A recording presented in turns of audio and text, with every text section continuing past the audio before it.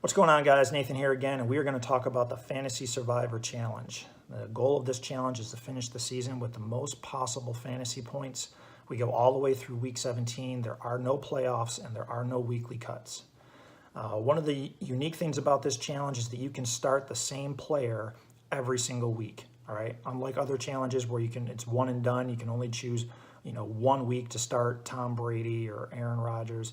Here, you can start the same players every single week if that's what you want to do.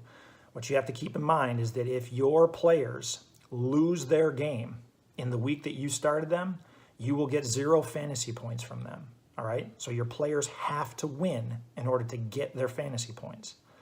The other problem is that if your players lose, you will lose that roster spot. Okay, so if the quarterback you start loses his game, you get 0 points from him, and you lose that quarterback position for the rest of the year.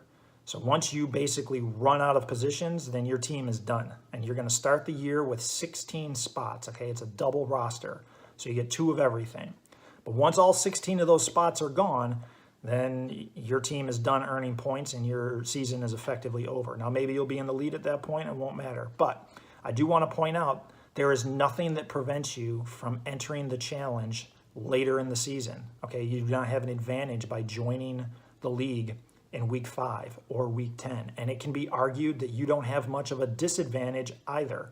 So if you run out of players in week 5 and you want to try again, create another team, throw another $20 into the pot, and you get a full new roster, and away you go. There's nothing in the rules that says you have to start a full roster every week. You may only choose to start 2 players. You may only start to choose, 5 players.